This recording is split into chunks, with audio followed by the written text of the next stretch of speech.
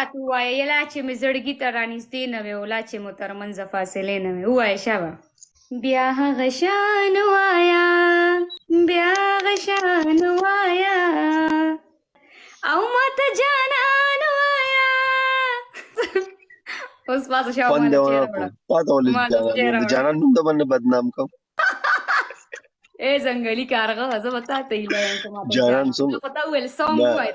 تا ته مې ونه ویلې سونګ، دا ما ته جانان خپل څومره خوږ ویوز ته وویلې. ښه خبره درته یادېږم که نه ښه په ایمان وایه، ښه په ایمان په ایمان وایه. وایا سونګ به زما ماما ته زیات دی. جانان وایا د قرآن تلاوت زه کوم که نه، خو ما تجوید کې قرآن نه دی ویلی، ما سمپل ناظره کړې ده که نه. کوشش کوم خو هغه شان زما هغه ترس نه راځي د قرآن چې څنګه د عالمانو هغوی خو ګوره د قرآن په تجوید ویلی دی، نو د هغوی چې څنګه هغه تلاوت کوي که نه هغه شان لیرز کې راځي. خو ما تجوید کې نه دی ویلی قرآن، ما سمپل ناظره کړې ده. وای د دواړو ډېره مینه ده د یو بل سره.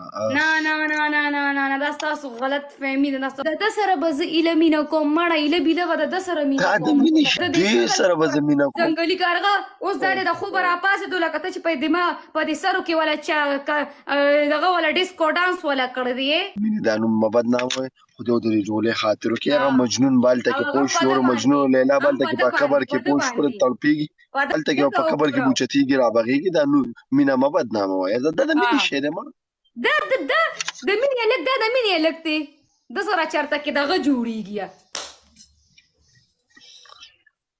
ته هم د هغې نه څه کم منئ. ده سره دقه شیز جوړېږي. هغې څه ښکلې غوڼې اوس دا په شان شیزونه یې عبدل ټول خاندې ورپسې ده پسې لږ وخاندې. هغه زما ټول وروڼه دي، ښه زه ورسره تا نه زیاته مینه لرم، خو تا سره هغوی ښه جوړېږي. نه خو ته هغې سره ښه جوړېږي. زه خو ورسره نه جوړېږم یار، زه فیمیل یم هغوی میل دي. درته یادېږم که نه وایه که نه سونګ شابه اوس ته ماته ووایه. زه دا راته ووایه لا چې مې زړګي ته رانږدې نه وې او لا چې مو ترمنځه فاصلې نه وې. ووایه شابه.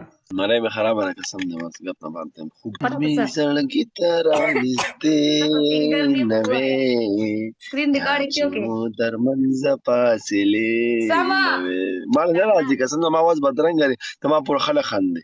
خلک ته پورې نه خاندو، څه ښکلی اواز لري. شابه ته ووایه. دواړه یو ځای وایو دواړه. نه نه ما زه خپل اواز پتا نه شرمومه. ٹھیک شو تو آیا دواړه یو ځای وایو که نه خدای دې غر کنه که ना ना ना ना ना स्पीक उर्दू यार। मैं इसको बोल रही हूँ ना कि तुम मेरे लिए सॉन्ग गाओ। लाचे में जड़गी तरह निजदी न वे लाचे मोतरमंजा फासिले। और तो ये कहता है कि मेरा आवाज बदरंगी, तो मैं इसको कहता है कि खैर है तुम मेरे लिए इतना भी नहीं कर सकते, तो तुम किस तरह फिर कल खुदकुशी करेगा प्यार में? कल ना मेरे लिए खुदकुशी क्या करेगा? ये मेरे लिए अभी एक गाना नहीं गा सकता, तो ये دوستا لپاره خودکشي دا خو بیا خبره لکه ورانه شوه که نه پوه شوې خبره په اصولو کې دننه کوه دننه